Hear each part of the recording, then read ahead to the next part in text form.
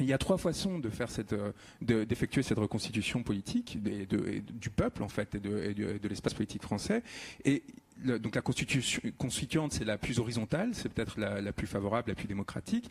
Et les deux autres sont représentés. C'est la reconstitution sur une base idéologique violente et forte, qui est celle de Marine Le Pen, c'est-à-dire la reconstitution d'un espace politique fasciste ou néofasciste qui va s'appuyer sur une structure nouvelle, en fait complètement, qui va tout balayer pour reconstituer quelque chose qui existait en France à une certaine période de l'histoire.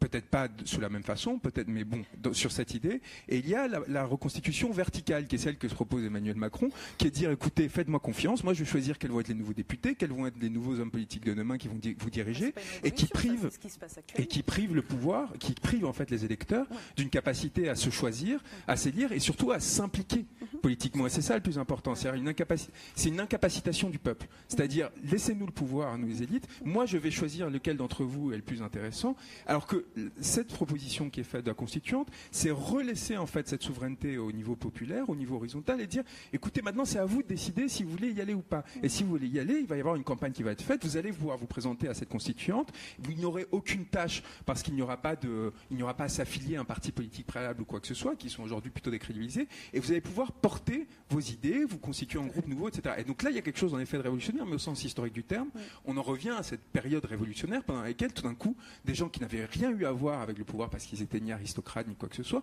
tout d'un coup se disaient pourquoi pas moi ? Et pourquoi pas moi ? Pourquoi est-ce que je ne pourrais pas porter ces idées ?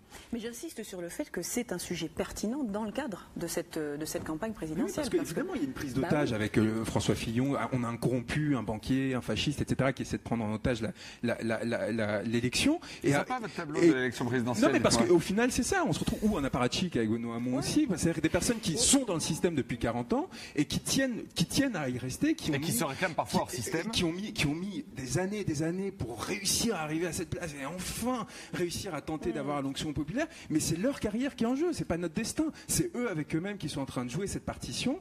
Et nous, là-dedans, on est complètement dépossédés.